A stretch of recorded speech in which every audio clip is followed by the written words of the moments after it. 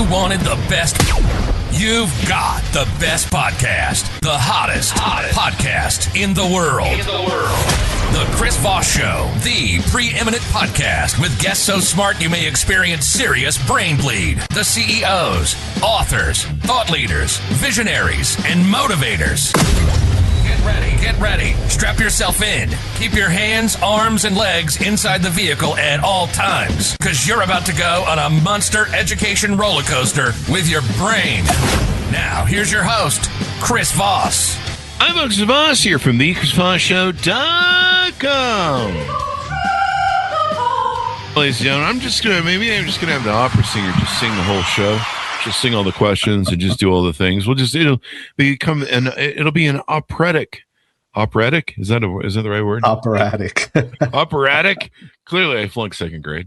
And it'll be an operatic show. Maybe we should have a side podcast. There was somebody that wanted to do that the other day. They were a singer and they're like, "Yeah, I'll sing all the answers." And I'm like, "Yeah, but then I'd have to sing the questions." Yeah. Besides, what do they used to call those things? Talkies, singies, whatever they were. The Lawrence Welk. Yeah. We'll have bubbles too. We'll have all sorts of Lawrence Welk. I remember the bubbles. The bubbles. There you go. So anyway, guys, another show for you here after 16 years. 2,800 episodes we're up to now. We're tracking our way to 3,000 this year here in a couple months. And we need you to do something for us for a change. You know, it's great that you sit out there on the couch or, you know, I don't know what you're doing when you're watching the show. Hopefully you're doing something appropriate. And, but I mean, if the show, if you like the show that much, I mean, do whatever you want. I don't care. Go to goodreads.com/Chris Voss, LinkedIn.com/Chris Voss, YouTube.com/Chris Voss, and Facebook.com/Chris Voss. Opinions expressed by guests on the podcast are solely their own and do not necessarily reflect the opinions of the host or the Chris Voss Show. Some guests of the show may be advertising on the podcast, but it is not an endorsement or review of any kind. Today we have an amazing young man on the show. We're going to be talking about his new site that he's working on, and I don't know how new it is. We'll get into some of those details. It's new to me. That's what I'm saying, folks. And we're going to get into it with him, find out how it works and what he's doing and how it can help other people, because that's what we do on this show. Julio Gonzalez joins us from a company called ParentSure. He is the founder and CEO. It's an elder care innovation platform designed to help seniors safely age in place while keeping loved ones informed and reassured. Driven by firsthand experience navigating the challenge of supporting an aging parent, he realized that the emotional and logical gaps families face when balancing independence with oversight.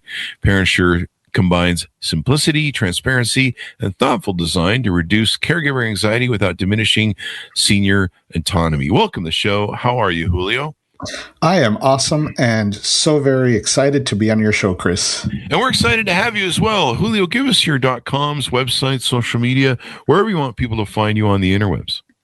So as far as ParentSure is concerned, it is www.parentsure.com, PARENSURE, and pretty much ParentSure on all other social media. Mm-hmm. And I can be reached at Julio, JULIO, at parentsure.com. So give us a 30,000 overview, what you do there. Sure. So my mom's 84 and she lives alone in the house where I was born, just 20 miles away from where I am today, but she is alone. What is mom doing throughout the day? I call her once a day and check in on her. And, has she had breakfast? Did she take her medication? Is she active? Those are things that, I don't see throughout the day. And when I talk to her, what I get is, I'm okay. Unless something is really wrong, mom doesn't say, I don't feel well today. Right. And I'm one of, about 63 million individuals in the sandwich generation, caring for kids and caring for parents. And it is extremely stressful. Yeah. So I decided to come up with a platform, an app that helps with that care, improving communications by creating a care circle around that individual. So you can extend visibility to, other siblings, in my case, my sister, friends, family, neighbors. So everyone gets a different level of visibility to what's going on, but everyone can help take care of mom. It takes a village, right? So I'm creating that village in an app. Oh, wow. And this app will be available on the iTunes store and the Google Play. It'll be available very soon. We are working to get final approval to get it out there. Yes. They have legal terms now that go miles long. You have to get through. Yeah. And that's where we're stuck. We're updating the legal terms to make sure that everyone's happy. I remember the days when you could just make anything and put it on iTunes, and they're like, "Oh, thank God you did something." Yeah. Now some of the AI platforms allow you to get away with that, but you can only go so far. That's probably maybe some of the filters that they're using. I know Amazon had to come down on books because there were so many AI fake-ish sort of books being submitted. And I'm just like, God, if I do another book, I'm going to have to probably go through hell to get it approved and prove that it wasn't AI written by me, which is fine. I think they should prove you have to disclose you have a ghostwriter too when you write books. Absolutely. Yeah. Anyway, so you've introduced a new term. This is why I do the show. I love to learn stuff and hear people's stories, and I learn stuff every day. But the sandwich generation, I did not know that was a thing. That's the first time I've heard it, and the definition. That's wild. Yeah. So I'll give you another one. Silver tsunami. Silver tsunami. Wow. We have entered the silver tsunami. So for the next something like 8 or 10 years, we have 25,000 individuals turning 65 every single day. Wow. So this is something that is going to, continue to be a problem, and for those of us, again, in the sandwich generation, caring for, the generation above you and the generation behind you, it is significantly stressful. Wow. And the bulk of care falls on the women, the female child. It's that nurturing, and not to say that, us men can't do a good job of caring for our kids and parents, but, statistically it falls on women to care for the family. And, those individuals are, have a day job. They're taking kids to, summer camp and all kinds of events.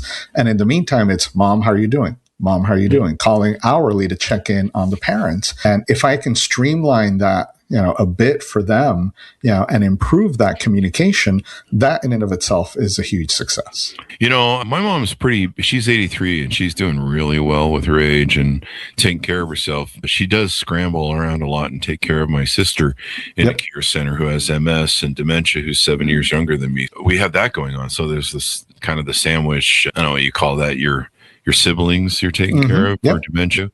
And, everyone's, it seems to be getting dementia these days, or Alzheimer's and old age. And it just kind of goes with the fact that we're living longer, I guess. Is that another factor in a lot of this? It is, absolutely. And 90% of all seniors want to stay at home. And when you talk to, nurses and physicians, the best place for them to be is at home. It is. But again, that creates a lot of stress because now, the home needs to be, adjusted for them. And there's an entire, new market around home renovations for seniors. Oh. That in and of itself is a $5 billion market. Wow. Putting in handles in showers and remodeling showers so that you have some of those walk-in tubs and, expanding, doorways for wheelchairs. This entire, what's now an industry around caring for our seniors is continuing to expand. And again, with that silver tsunami, it's going to become that much bigger and more important. So the strain on all aspects, on the seniors because, they fear falling, on their, children and their caregivers because, they're having to pay attention to all different things. So that's what I'm trying to address through ParentSure, and with, my mom's 84. I don't know if I mentioned that. You mentioned yours is 83. Mine's not very tech savvy. So how do you care for them in the most transparent way possible? The initial version of the app is going to be very tactile. You have to acknowledge, a notification to take your medication and things like that. But, what we've got coming, really soon are things like wearables. If you've got an iWatch, if you've got an Android watch, you can track mobility, you can track location, and more importantly, you can detect falls. Falls are one of the biggest issues with seniors. My mom fell in the kitchen in the middle of the night about 18 months ago. Wow. And she sat there for half an hour, 45 minutes until she was able to collect herself. And then she didn't call me because it was 3 o'clock in the morning. So she waited till 6 and she calls me up all teary eyed. I need you to come and take me to the doctor. And it's like, why didn't you call? So with these sensors that we're going to build in and wearables and things like that, we'll have detection of falls. We'll have, mom's been, in the bathroom for, an extended period of time. Mom hasn't been very mobile today. Yeah. So all of those things, and now you bring AI in to provide some trending data. And now you have some really actionable data that you can use in the care of that senior. Because if mom on a daily basis is active, 30% of the time, and today she's only 5% active, send me an alert. Let me know, hey, mom, check in on mom. She's not very mobile today. Because again, I call my mom. Oh no, I'm fine. You haven't been moving around today. And I'm looking your meds. Yeah, exactly. And I'm looking at, even the possibility of building in like games, to kind of not, because you have to be very careful on a platform like this that you don't get into a medical situation, because then you have to go for FDA approval and you have to have the physicians involved. But if I can get subjective data, similar to movement, mom wins at solitaire, 60% of the time. And now, she's only winning at 10% of the time. Is mom having, is mom sad today? Is mom distracted? What's going on? She's just not cheating like she usually does it. No, I'm just kidding. With my mom, you never know. But and AI can do a lot of that trending and analysis, again, to paint that better picture around the senior. See, that's what I need.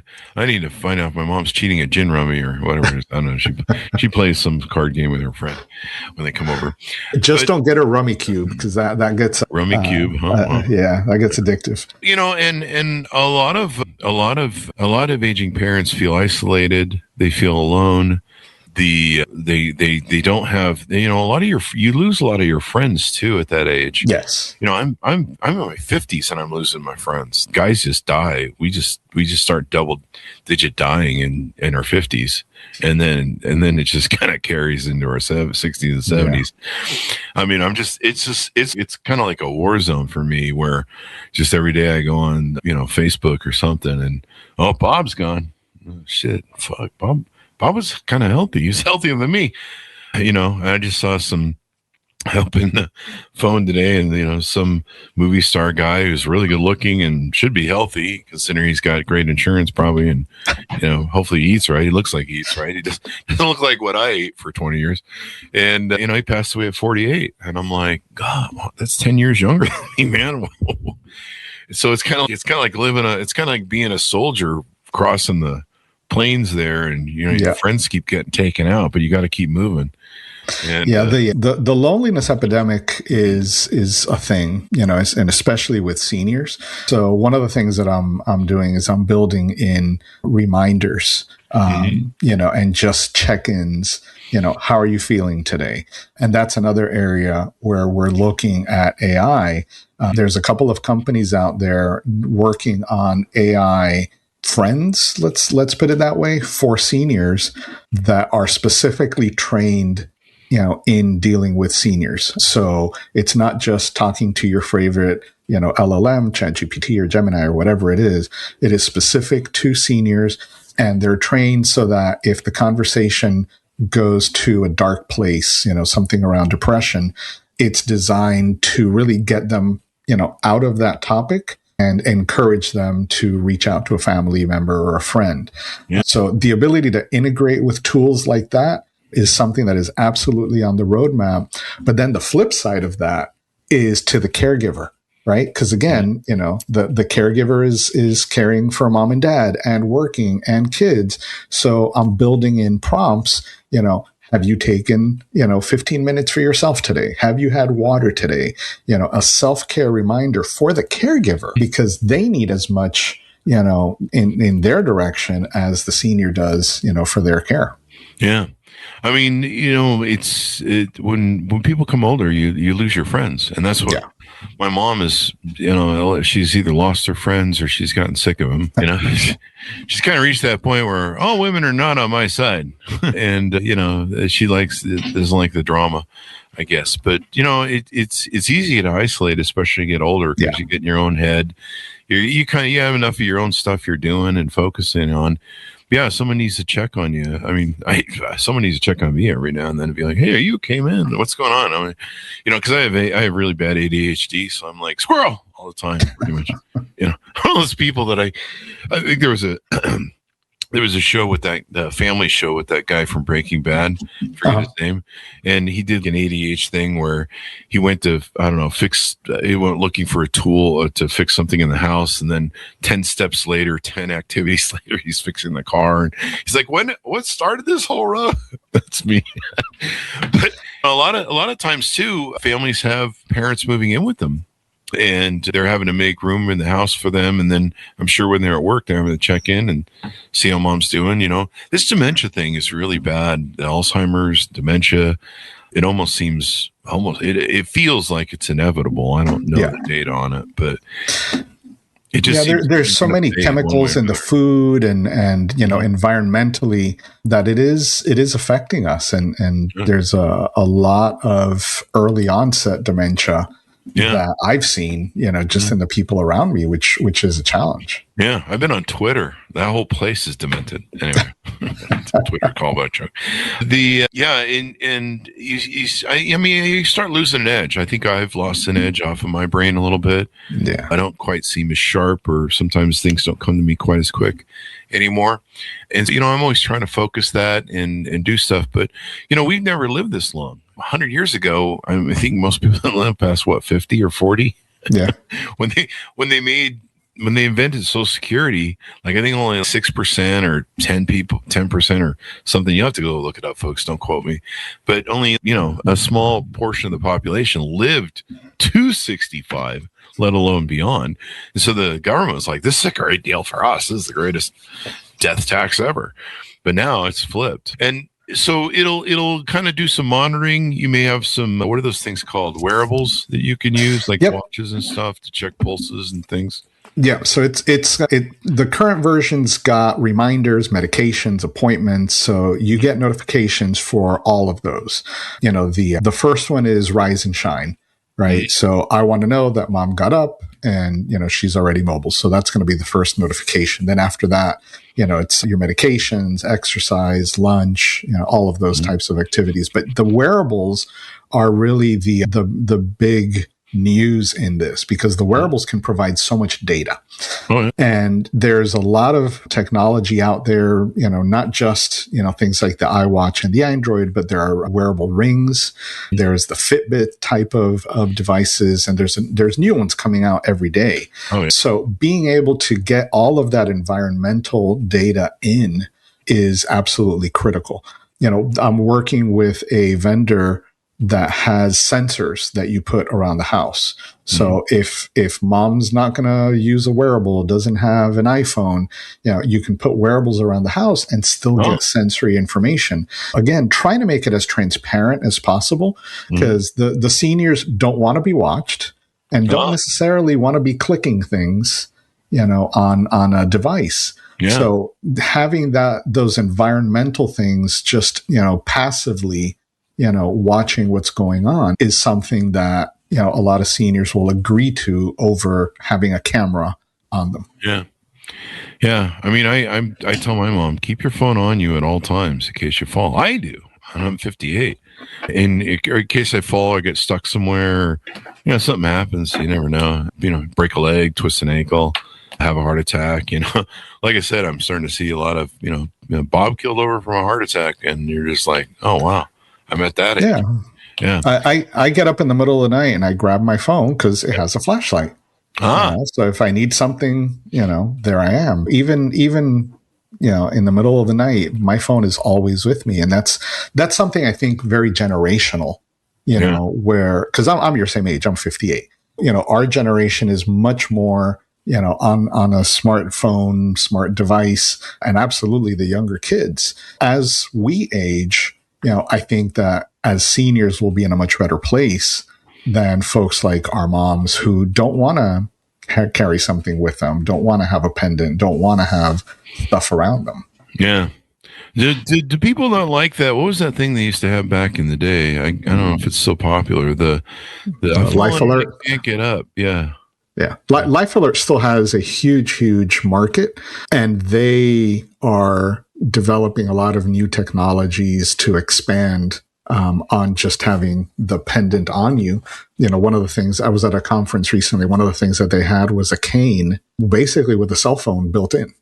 Oh, really? So you could call for help through the cane. Oh, wow. So besides the pendant and things like that, the challenge the next big challenge that we're going to have is recharging, because everything needs to be charged. Yeah. We either need some really long lifespan batteries or, something easier for the seniors to be able to drop in and recharge. And that's one of the things I saw at the same conference.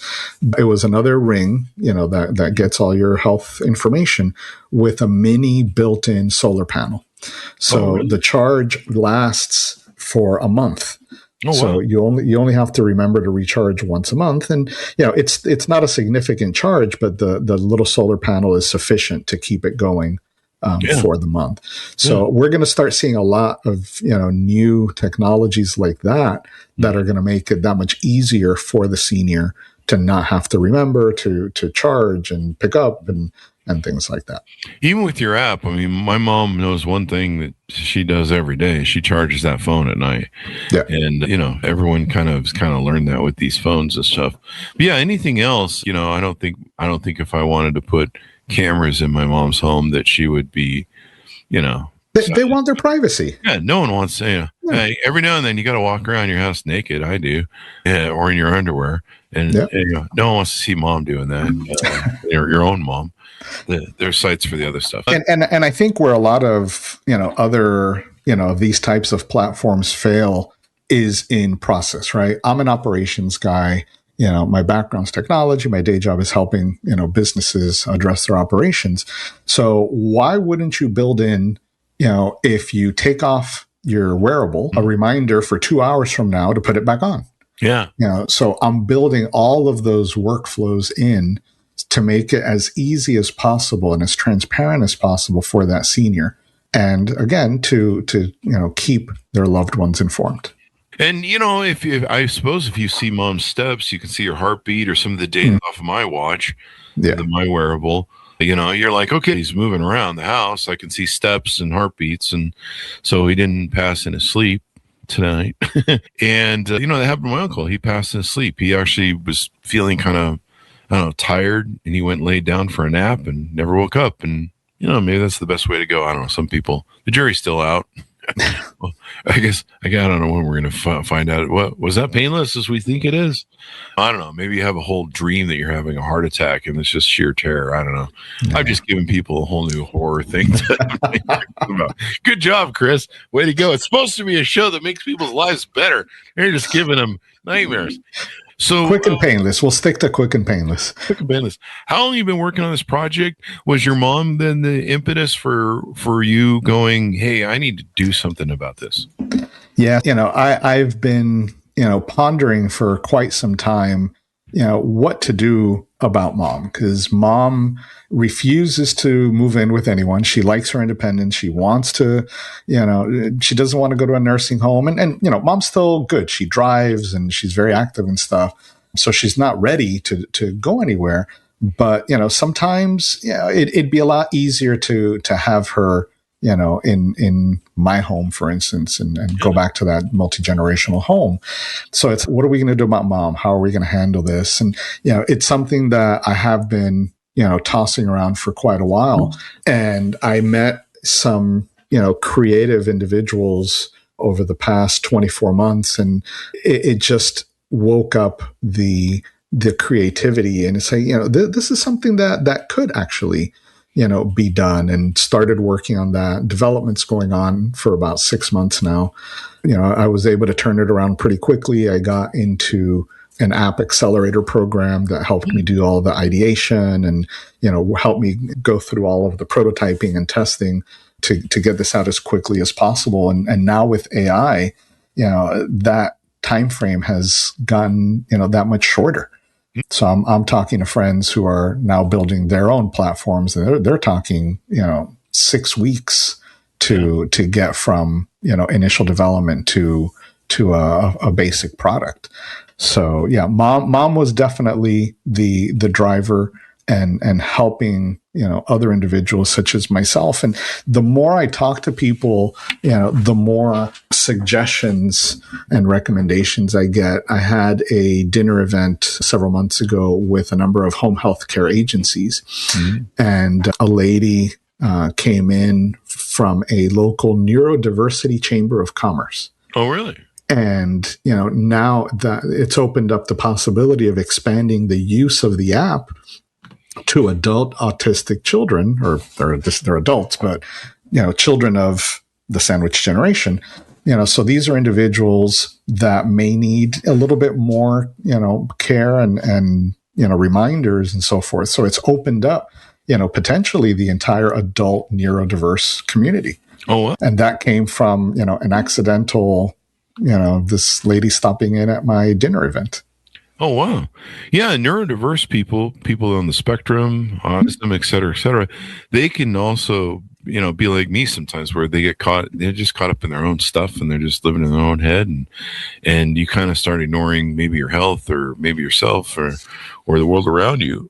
I know some friends that have autistic children where, they kind of self-isolate themselves kind of for stimuli protection. Yeah. Because they'll, if they go into large crowds or anything, they get overwhelmed and they don't respond well to large crowds, kind of like how I do just about people in general. Oh God, it's another human. Anyway, so yeah, I think it's great. This is becoming a big and bigger issue. We've had more and more people on the show trying to come up with ways to deal with this, and books on how to be caregivers to your mom and dad. Yeah, it's kind of scary, some of the things you do. And I talk to my mom a lot about, hey, you should avoid this for Alzheimer's, make sure you don't get it, and, get your sleep on time. That's probably maybe a component we should talk about, measuring sleep, because to my understanding from, everything I've read and seen so far, sleep is really important for healing the brain, resetting the brain, and fighting off Alzheimer's and dementia. Because if you're, I'm 58, man. If I sleep 6 hours, I got to have a nap. And if I do that twice in a row, or if I sleep 4 hours in a row at a time, people get murdered. I mean, there's some murder that will take place. The judge says I can't do that anymore. I get one of my 6 ankle bracelets off next week. I just have got a whole chain there going on, but they charge each other, so it's nice. So no more murdering, the judge says, but no more murdering. You got to have that sleep, and this way you can okay, mom slept for 8 hours. It's usually a discussion. Me and my mom have it. How many hours do you sleep? How many hours do you sleep? And we're both in our old age. It seems to get harder to sleep when you get older. I don't know why. Yeah, no, I'm with you. I'm a terrible sleeper. I'll sleep for, and a lot of medications and doctors will talk to you about falling asleep. I'll fall asleep in a heartbeat. I don't have a problem falling asleep. I have a problem staying asleep. So I'll be up, in an hour and a half, 2 hours, and then I'm up, for 3. Because who can sleep in the middle of the night after a 2-hour nap? But there have been some studies that, sleep does contribute to dementia and Alzheimer's. Those things are all, under, test conditions and stuff, and we'll eventually find out, and hopefully some medications to address those things. But yes, absolutely.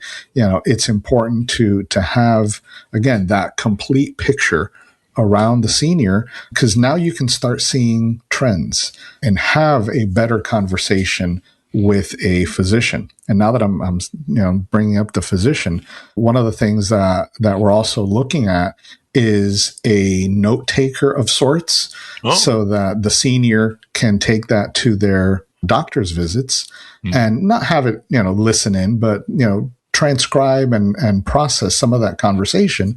'Cause again, I asked mom, what did the doctor say? Doctor said everything's fine. Okay. Yeah. What else did the doctor say? So having some assistance there, a reminder to, remember to talk to the doctor about whatever, and having that synthesizing of the conversation so that I get, a real summary and not everything is okay, is of tremendous value to caregivers. In my case, my mom, like I said, is 20 miles away, but I know a ton of people whose parents are across state lines, across, time zones, across the ocean, and anything that can be done to improve that communication and data flow is really critical for both parties. Yeah. I mean, sometimes you live in other states, you can't check on mom. And even if you call her, sometimes she doesn't answer and you're like, she didn't answer. And you're just kind of flying blind until she calls you back. And sometimes she gets busy with her things, and sometimes she's getting naps and she's tired. And my mom goes out and takes care of my sister and does stuff, and she tends to wear down and get tired. And then she's got to just, refill the bucket and relax. And she wants her phones. Part of it is my sister calls a lot from the care center. And so there's a certain point where she's, after 8, she's got to sleep. And, this is important, but I love the idea of being able to monitor, is she okay? Or dad's okay? Is dad moving around? My one of my friends, his dad had really bad diabetes and dementia. I think from probably the diabetes. A lot of these diseases tend to cause the brain to go. It seems like MS and maybe diabetes and other things that seems to escalate or accelerate. I don't know. That's true, folks. I'm not a doctor, clearly, but it seems to be escalating and carrying on to other things, like it cascades, if it will, is what I'm trying to say. His dad was just sitting in his lazy boy, sleeping in his lazy boy. He was basically living in his lazy boy recliner. Good for him. It sounds like a great way to go anyway. But his dad wasn't moving around, and his dad was putting on this weight, making his diabetes worse. He was eating, whatever crap he was eating that was making diabetes worse. And so he would literally just sit and watch TV all day in his big lazy boy recliner, and then he'd sleep in it. Yeah, you definitely want to be like, is he moving around? Is his heartbeat?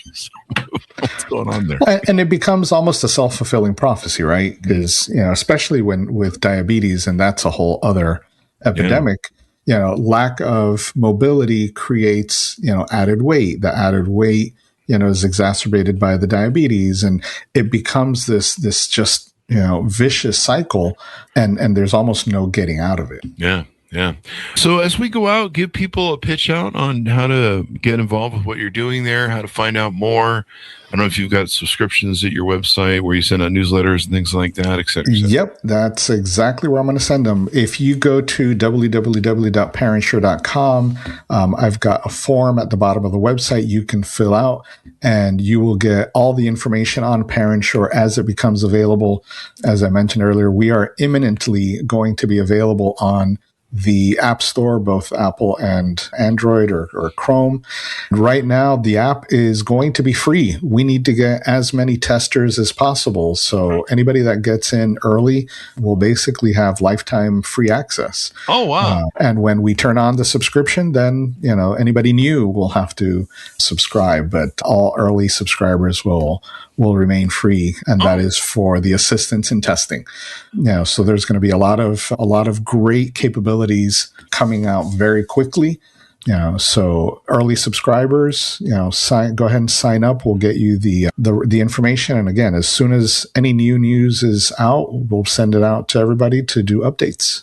Thank you very much for coming to the show, Julio, and thanks for working on this issue. We want our parents to stay around for a long time. I want my mom to live to 100. She hates it when I say that, but it's true. I mean, I'd rather ever hear than not. And and you want them to enjoy their health. My mom's got some sort of insurance that is supposed to provide nurses. She wants to be in her home when she gets older, and she sees the horror show that these care centers are in, like my sister. I mean, it's just they've all been bought out by big corporations, and it's a real freaking nightmare. They've leaned out the staff. They leaned out the services. They, stack people in rooms like military dormitories.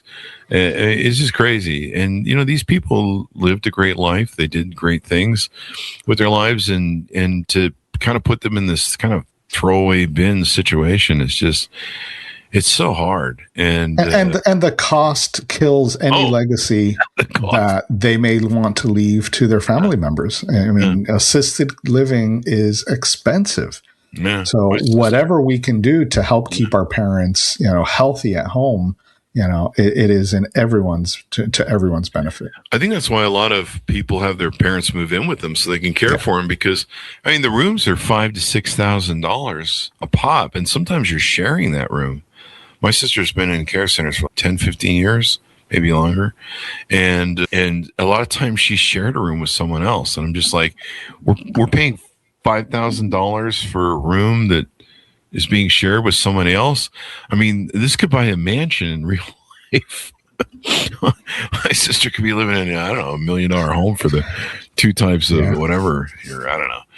But it's crazy, the costs of taking care. And so being able to, give mom or dad their freedom as long as they can, to where they can be in their home, where they're comfortable, where they feel safe. Absolutely. No one wants to die in a hospital, I don't think. Is there anybody that sits around and is like, I'm just looking so forward to dying in a hospital filled with everything, and it's freezing cold and the food is shit, and I don't know any of these people. And all the stuff you can pick up in a hospital too, right? Oh, yeah. That's part of keeping it cold, minimizing any kind of disease spread. Yeah. Yeah. I mean, that's the big thing. They always give me those aprons to wear whenever I go in the hospital, and like paper thin. It's like wearing just paper. So did you guys just take a bunch of 8x15 paper and tape it together and put it on me? And it has no warming ability whatsoever. It's not made for warm. And it's just got a big hole for the bottom half of your body below it. And, so there's no, it's not designed for, you don't wear this to Everest, folks. Let's put it that way. No, maybe someone should try that. They should try setting a record of wearing a medical gown to top of Everest. That'd be a thing. I'll get you free beers for life. Instead of naked and afraid, a hospital apron and afraid. Afraid. Yeah, because that frostbite is going to get nippy there, boys. Oh, yeah. There you go. So thank you very much, Julio, for coming on. We really appreciate it. Thank you. No, thank you, Chris, for having me on the show. And sign up, folks, right away so you can get in on that testing phase and help them do the test thing. I know iPhone has that. What is that test service that you can sign up with? Test Flight. Yeah. Test Flight. Yeah. Thanks so much for tuning in. Be good to each other. Stay safe. We'll see you guys next. You've been listening to the most amazing, intelligent podcast ever made to improve your brain and your life. Warning, consuming too much of the Chris Voss Show podcast can lead to people thinking you're smarter, younger, and irresistible sexy. Consume in regularly moderated amounts. Consult a doctor for any resulting brain bleed.